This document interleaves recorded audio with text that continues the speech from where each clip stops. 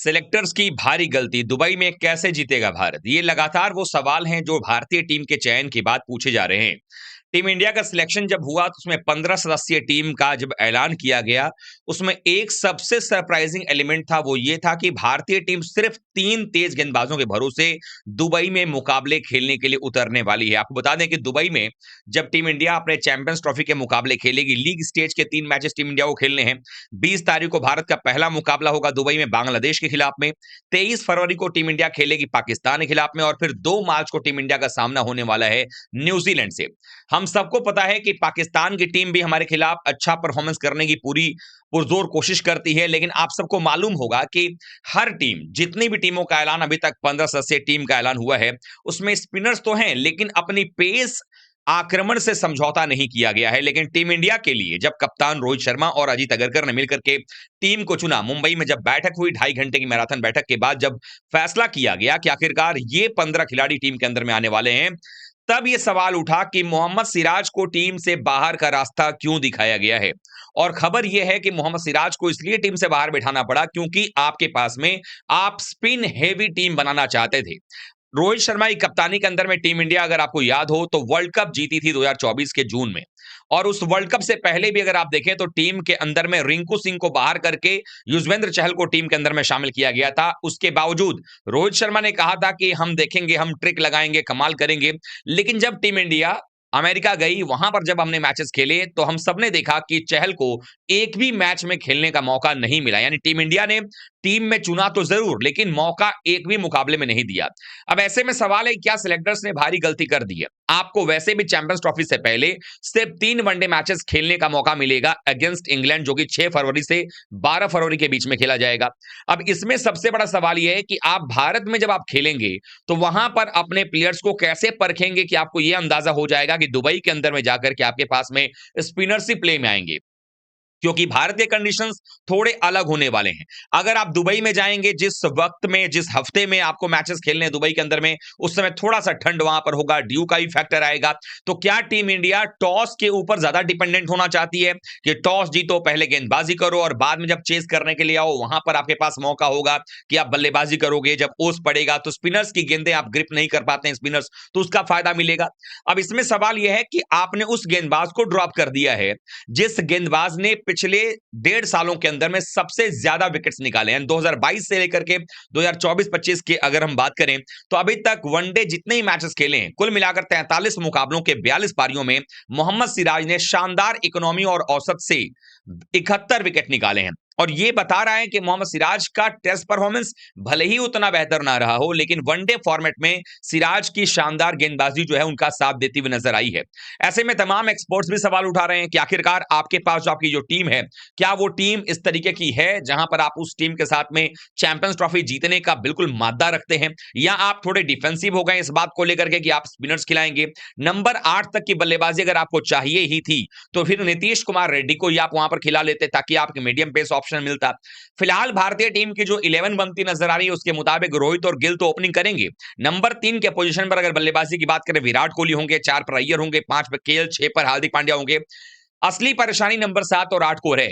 7 number पर अगर आप अक्सर को रखते हैं और फिर 8 पे जडेजा को भी रख लेते हैं, फिर दोनों एक ही तरीके के गेंदबाज बन जाएंगे। यानी लेफ्ट आर्म ऑर्थोडॉक्स गेंदबाज अक्षर पटेल भी हैं, सेम गेंदबाज जडेजा भी हैं। तो अभी इन दोनों में से अगर कोई एक खेलता है तो अक्षर पटेल खेलें या जडेजा खेलें, लेकिन मेरी चॉइस अक्षर पटेल को लेकर के होगी। नंबर 8 की बात करें, अगर वहां पर आप सुंदर को लेकर के आते हैं तो नंबर 8 तक की बल्लेबाजी तो आपके पास में हो जा रही है, लेकिन नंबर 9, 10, 11, 9 पर कुलदीप यादव और 2 तेज गेंदबाज आपके पास में होंगे। बुमराह के फिटनेस पर अभी भी सवाल है, क्या बुमराह पूरी तरीके से फिट है? माना यह जा रहा है कि हो सकता है कि बुमराह लीग स्टेजेस के मैचेस ना खेलें और उसके बाद वो सीधे सेमीफाइनल यानी नॉकआउट मैचेस जो होंगे उसमें खेलते नजर आए। लेकिन इसकी गारंटी नहीं है कि आप उसके पहले के मैचेस पहले जीतोगे, क्योंकि 2 मैच हारने का मतलब कि आप चैंपियंस ट्रॉफी से आउट हो जाओगे और 2 मुकाबले आपके आसान नहीं है। एक आपके आर्च राइवल पाकिस्तान से आपको खेलना है, दूसरा मुकाबला आपको न्यूजीलैंड से खेलना है।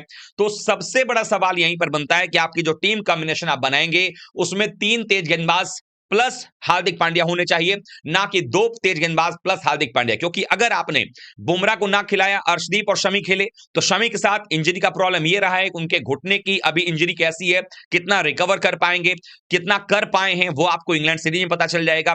टी20 5 मैच की टी20 सीरीज में शमी को इसलिए भी शामिल किया गया क्योंकि सबको पता है कि शमी आपके टी20 के स्कीम ऑफ थिंग्स में नहीं है, वो आपके वर्ल्ड कप खेलने नहीं जा रहे हैं। That is why they have been picked.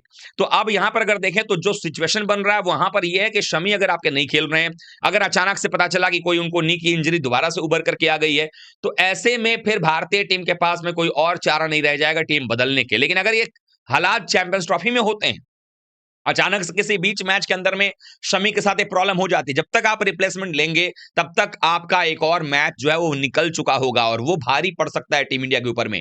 तो शमी के नी की प्रॉब्लम है, बैक में स्वेलिंग है जसप्रीत बुमराह के, वो कितनी जल्दी ठीक हो पा रहे हैं, कितने फिट होंगे, वो सबसे बड़ा सवाल बन रहा है।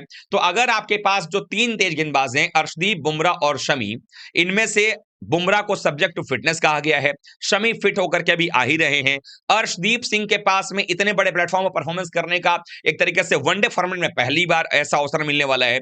तो अगर एक भी गेंदबाज आपका चोटिल होता है या अनफिट हो जाता है बीच मैच में, तो फिर आपके लिए मुश्किल खड़ी हो जाएगी कि आपके मेन फ्रंट लाइन बॉलर के तौर पर यूज किए जाएंगे हार्दिक पांड्या, जो सही नहीं होगा। क्योंकि हार्दिक पांड्या को आप देखते हैं 5 से 6 या 7 ओवर वनडे में बॉलिंग करने के लिए, आपने 2023 का वनडे वर्ल्ड कप देखा होगा, वहां पर भी हार्दिक पांड्या जो है वो रेयरली ही हमने देखा कि कभी जाकर 10 ओवर की गेंदबाजी उन्होंने की हो।